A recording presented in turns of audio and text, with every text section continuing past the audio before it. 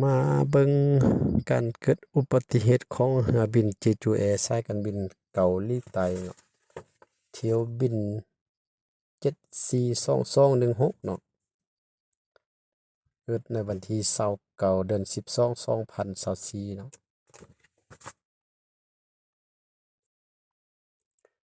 ในเรือบินนี่มีผู้โดยสารทั้งหมดนี่คือว่า181คนเนาะเสียชีวิต179รอดชีวิตเพียงแต่2คนเนาะโอ้เสียใจนำครอบครัวที่สูญเสียเนาะผู้ที่ขี่ยนต์เขาก็สิรู้สึกว่าตัวเองฝันหายเนาะหั้นนะเนาะแม่นแหละเนาะไผก็บ่อยากเจอแหละเนาะสิโหชะตากรรมตัวเองล่ะบ่นี่เบิ่งทรงนี่นะเนาะเป็นแบบนี้ทู่ไปซะนี่เนาะมันเป็นเหตุผลเป็นหยังอ้ายมันจึงมีปัญหาจังซี่ได้ยินเขาเจ้าว่าเนาะเพิ่นว่ามันอันนั้นมันผิดพลาดด้านเทคนิคแล้วก็ตีนนี่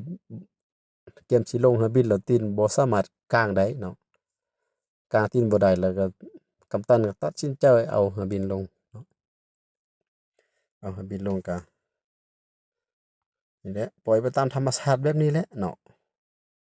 คันเอาเครื่องบินลงบ่มีตีนนี่หลังนี่มันจะบ่มีเบรกห้ามตัวอ้ายแม่นแล้วบ่มีเบรกเลยแหละปล่อยตามธรรมชาตินี่แหละเนาะ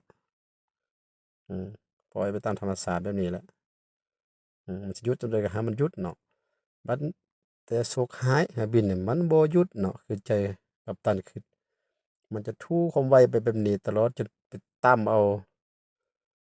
วัตถุนี่เห็นบ่เนาะตัวนี้มันต่ำนะอ้ายนะมันบ่แม่นเกิดระเบิดจากเครื่องบินแม่นแล้วเนาะมันบ่แม่นเกิดจาก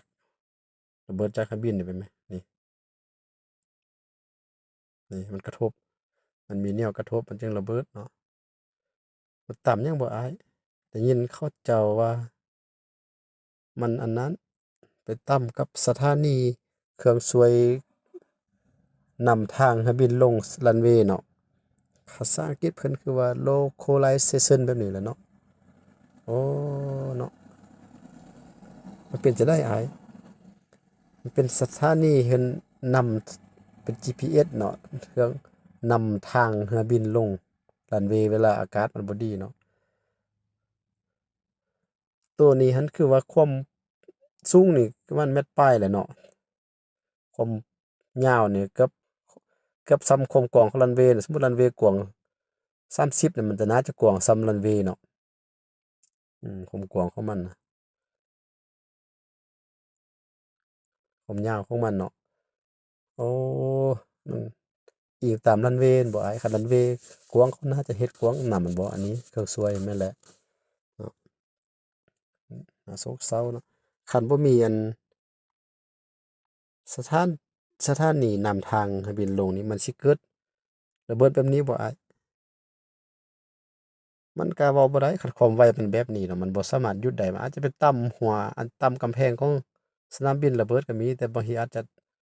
คอยลงกว่านี้เนาะมันยังไกลเดะเนาะเว้าไปอัน localization นี่มันเป็นสิ่งกีดขวางได้บ่อ้ายมันก็เป็นได้เนาะในกรณีที่มันเครื่องบินมันบ่สามารถลงตามปกติได้เนาะแต่ว่าถ้ามันลงปกติได้มันก็บ่มีปัญหาเนาะเพราะว่ามันก็ห้ามเบรกได้มันก็อยู่ไกลเติบมันก็หลายร้อยเมตรเนาะไกลจากหัวรันเวย์เนาะเสียใจนำเนาะอ้ายเนาะบ่มีไผอยากให้เกิดเนาะแม่นแล้วเนาะบ่มีใครอยากให้มันเกิดเนาะบางจุดบินไปเนาะเบิ่งคืนแต่มื้อหนึ่งนี่คนตรวจแบบนี้เนาะคนแต่คนทู่แล้วบัดนี้ระเบิดทางแบบนี้นี่ไฟกระจายนะแตกเลยเนาะรอดชีวิตแต่2คนเนาะหลังจากเกิดแบบนี้แล้วเขาเจ้าเฮ็ดจั่งใดอ้ายตามหลักการเพิ่นคือว่าเวลาเกิดอุบัติเหตุเครื่องบินอยู่ในรันเวย์นี่คือว่าไปรถดับเพลิงนี่ต้องไปฮอดเครื่องบินดังน้อยสุดนี่แม่นต้องเป็น3นาทีเนาะช้าสุดเนาะให้ฮอดเนาะโอ้ก็ดีแหละเนาะอ้ายเนาะว่าชีวิตคนมีคุณค่าทุกวินาทีเลยเนาะอยู่กับกองไฟแบบนี้แม่นอืมนี่ลุกขึ้นตรวจได้สิเอาอันนั้นให้เบิ่งเด้อเอาภาพก็จำลองให้เบิ่งเนาะนี่แบบนี้เนาะมันจะทู่มาต่ำกับ localization แบบนี้เนาะ นี่เห็นบ่เล็กแดงๆอันบ่ได้น้อยเด้เล็กอันนี้นะเนาะใหญ่เด้ตามแน่นอนต้องระเบิดอยู่แล้วเนาะเสียใจนำนายเนาะสายการบิน Jeju Air